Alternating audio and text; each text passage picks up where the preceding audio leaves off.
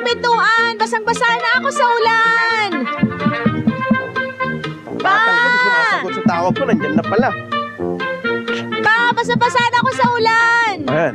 Oh, ba't ngayon ka lang? Bayan! Tagal-tagal mo namang i-open yung pintuan. Eh, tinatawagan kita, di ka sumasagot sa tawag ko. Nag-aalala na ako sa'yo nung oras na, launa na ng madaling araw. Ba't ngayon ka lang umuwi? Eh, paano naman kasi? Ha? Yung boss ko, nagpa-meeting, hindi na namalayan yung oras. Meeting? Anong oras na? Anong petsa na? Parang wala na nga siyang pakialam eh. Teka, ba't ano? Bakit? Ba't parang Pagod ako. amoy alak ka?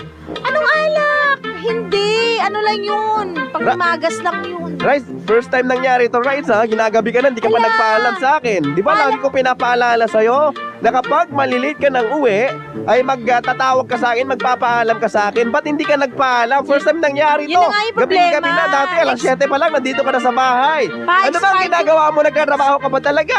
Eh, syempre nagtatrabaho ako. Expired lang talaga yung load ko. Hindi kita matawagan, okay? Pa, tsaka huwag ka na mag-worry. Nandito naman ako sa bahay. Okay naman Ano, ako, hindi- di ba? hindi mag-worry. Kompleto akong nakauwi. Ikaw yung nag-iisang prinsesa ko. Paano kung may nangyari sa'yo?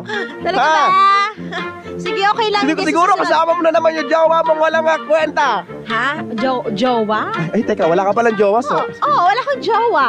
Next time, magpaalam ka. Anong oras na? Launa na ng madaling araw. Magka-jowa ako, pwede naman. Ayaw. Ayaw? Eh, di Bata ka wag. pa. Hindi ka pa na-graduate ng grade 1? Okay, sige. Matutulog na. Barangay LS 89.3 Forever.